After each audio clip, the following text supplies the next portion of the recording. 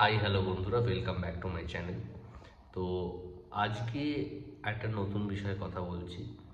তো তোমরা সবাই জানো সোহম চক্রবর্তীর একটা নতুন ছবি আসছে অনেক দিন পরে, এবং তারই প্রোডাকশন হাউস থেকে এটা মনে হয় প্রথম ছবি তার। উনিও প্রোডাকশন হাউস খুলেছেন এবং ওনার প্রোডাকশন হাউস থেকে প্রথম ছবি আসছে বহুরূপ।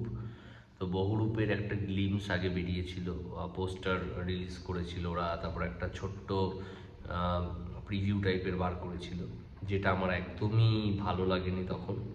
কিন্তু আমি যখন টিজারটা দেখলাম রিসেন্টলি, এই 2-3 দিন আগে টিজারটা ড্রপ করা হয়েছে, তো টিজারটা আমার বেশ বেশ প্রমিসিং লেগেছে, বেশ ভালো লেগেছে টিজারটা।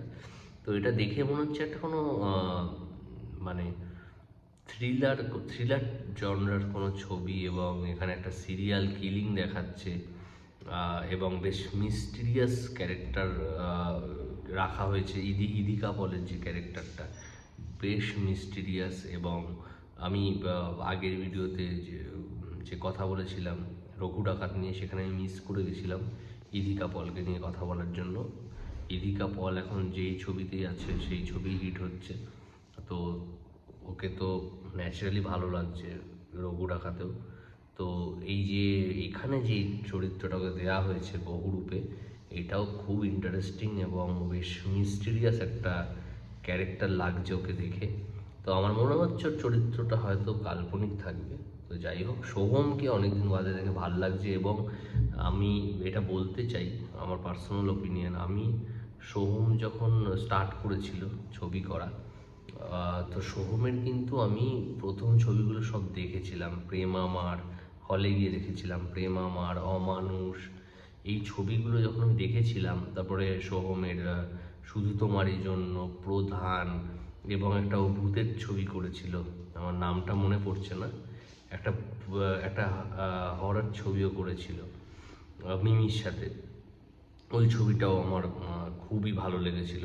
তো আমি কিন্তু সোহমের যে প্রথম দিকের সিনেমা বা এখনও রিসেন্ট যেগুলো করেছে সেগুলো সবকটাই মোটামুটি দেখেছি।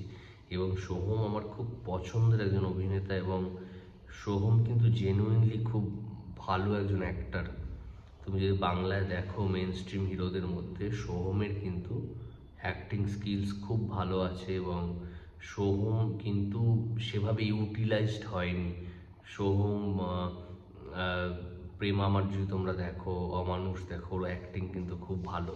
তো ভালো ডাইরেক্টরের হাতে পড়লে এবং ভালো স্ক্রিপ্ট পেলে সোহম কিন্তু খুব ভালো পারফর্ম করতে পারে।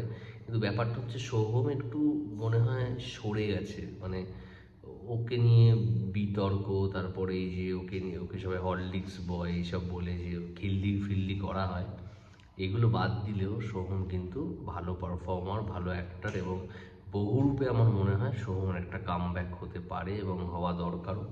কারণ বহুরূপ ছবিটা মনে হচ্ছে খেটেছে সোহম, এবং অনেকগুলো চরিত্র থাকবে, এবং আমার মনে হচ্ছে পারফরমেন্সও বেশ ভালো সোহমের, যতটুকু দেখলাম। তো স্টোরিটাও মোটামুটি মনে হচ্ছে ভালোই হবে, কারণ অনেক দিন ধরে এটার উপর কাজ হয়েছে আমার মনে হলো, এবং অনেক সময় দিয়ে বানানো হয়েছে ছবিটা।